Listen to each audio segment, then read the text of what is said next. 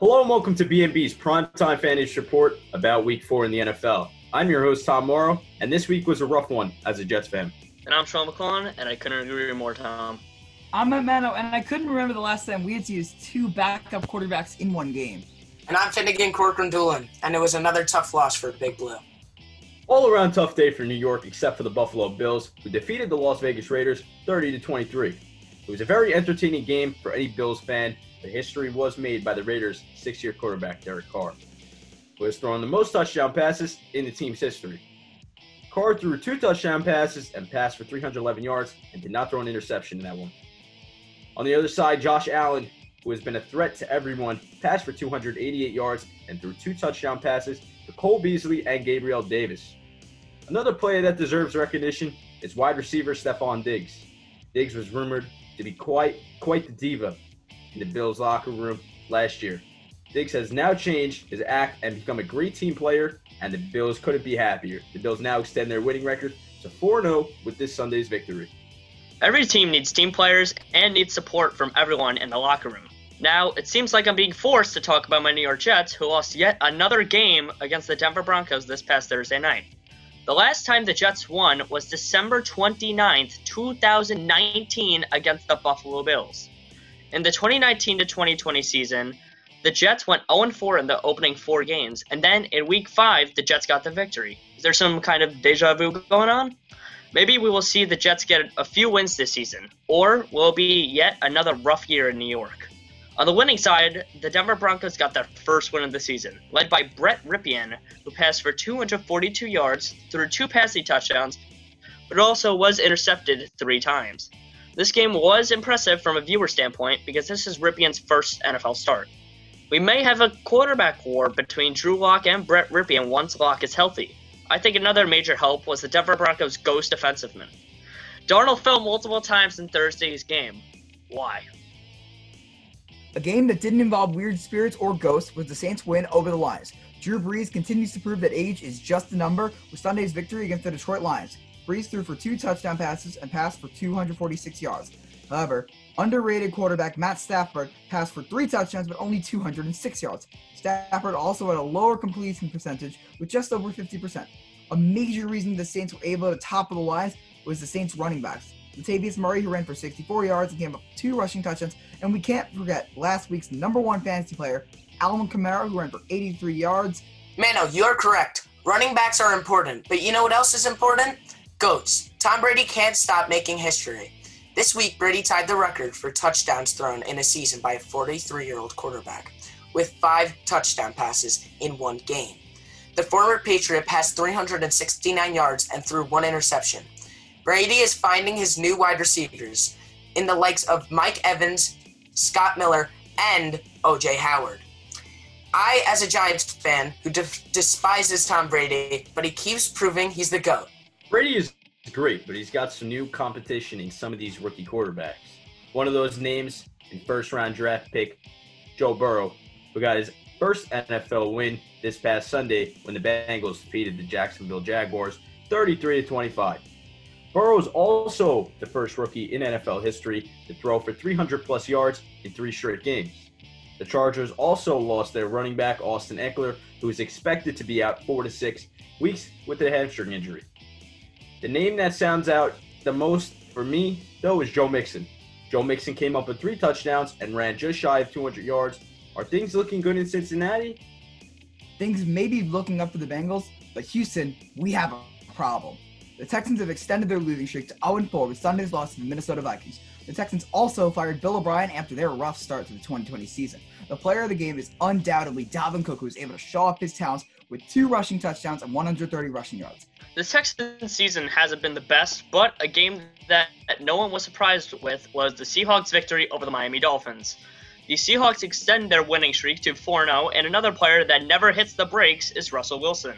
Wilson was rewarded twice in last week's episode with the player of the game and appeared in the top 5 fantasy players list. And this week, he put up 2 touchdown passes and 360 passing yards.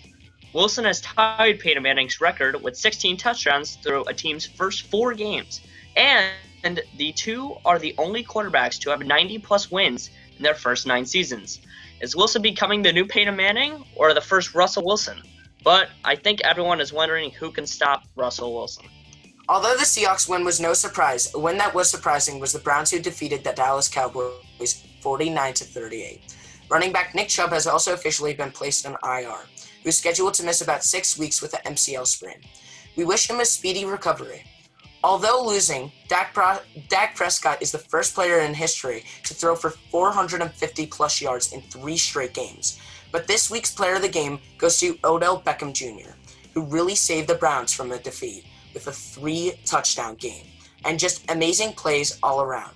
The speed of the former Giant was on display this Sunday, and any Browns fan couldn't be happier. I, however, am still praying that he makes his return to New York because, man, we need him. Giants fans may want OBJ back in Big Blue territory, but do Panthers fans want Cam Newton back? The Panthers have been holding up their own without their number 1 quarterback with Sunday's win against the Cardinals. Kyler Murray seemed a little off this weekend. Yes, he threw 3 touchdown passes, but only 133 yards. The play of the game in that one was Teddy Bridgewater, who passed for 276 yards and threw 2 touchdown passes.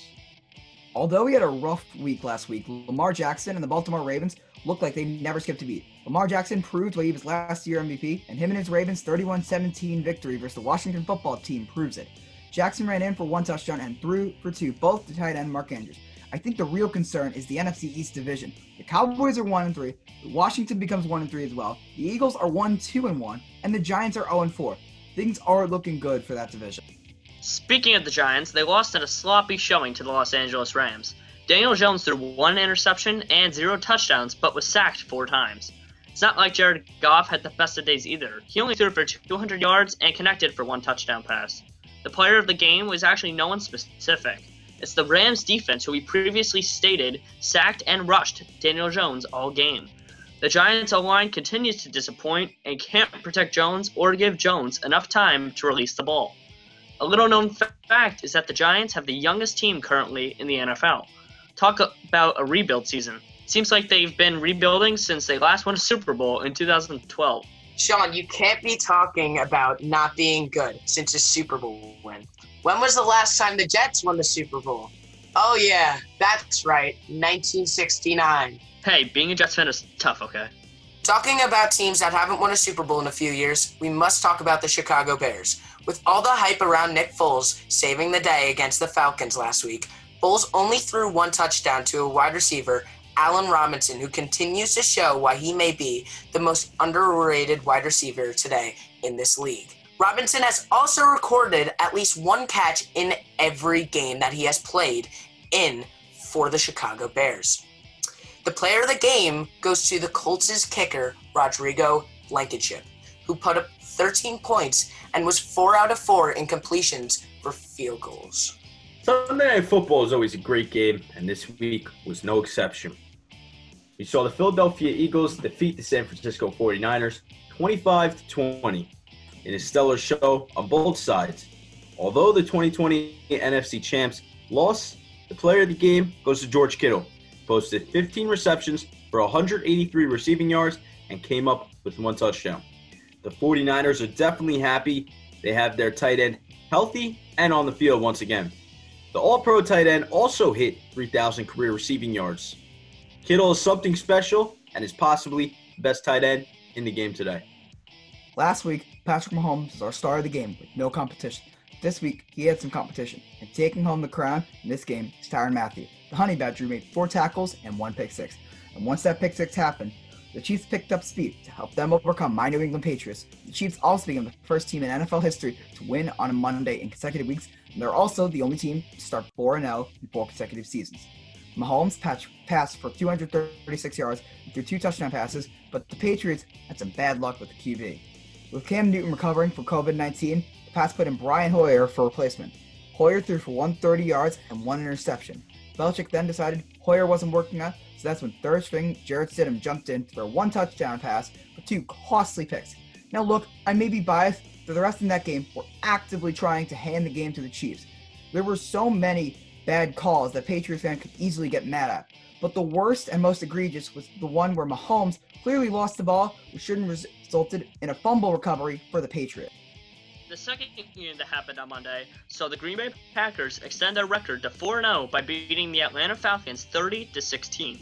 Player of the game goes out to one of the greatest quarterbacks, Aaron Rodgers, who threw for 327 yards and made 4 touchdown passes. Rodgers was able to find Robert Tonyan Jr. for 3 of those touchdown passes, and Rodgers had 1 rushing touchdown himself. Overall, fantastic game for Green Bay. For Atlanta, things seem to not be going their way. They're now 0-4 and lost Julio Jones to a hamstring injury. Jones didn't play in Week 3 against the Bears. Did Jones return too early? Yes, Sean. I think Jones tried to rush the injury, and he didn't fully recover. Anyways, we must talk about the top 5 players this week. Coming in at number 5 from the Green Bay Packers, Robert Tonyan Jr., who came up with 33.8 points and ran for 98 yards and scored 3 touchdowns. Tonyan was a key player for the Cheeseheads in their game against the Falcons.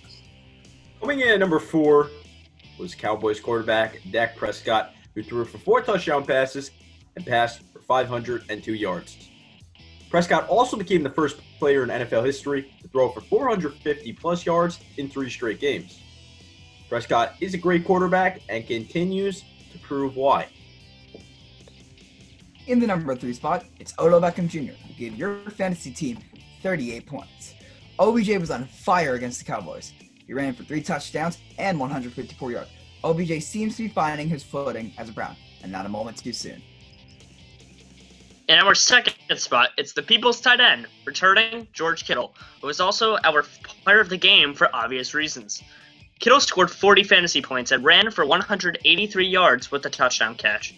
Even though the 49ers lost, they are excited for the rest of the season with Kittle. Kittle is a force to be reckoned with.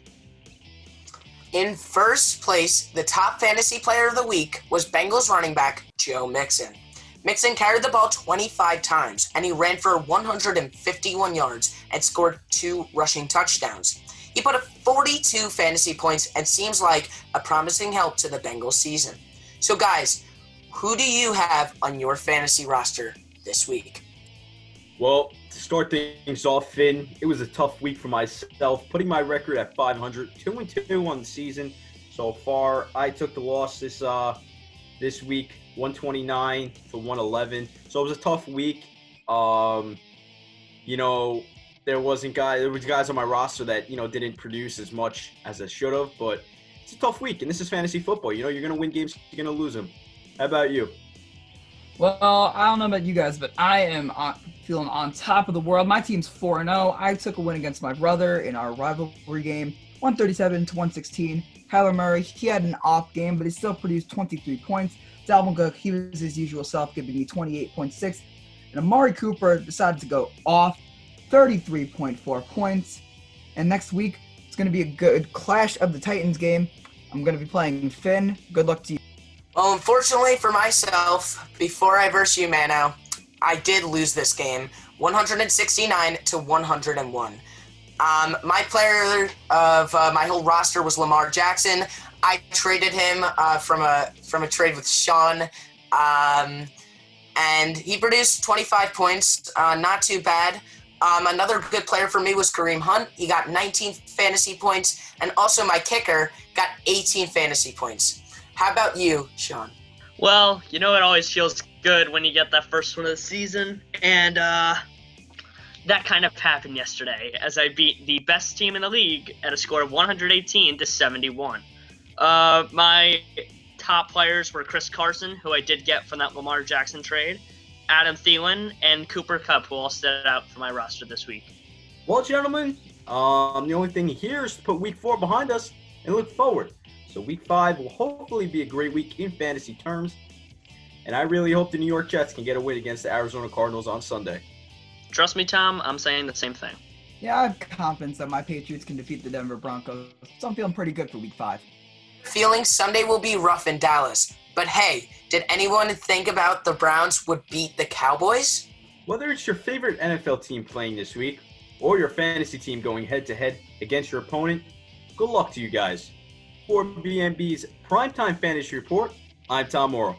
I'm Sean McClellan. I'm Matt Mano. And I'm Finnegan Corcoran Doolin, signing off. See you next week for Primetime Fantasy Report.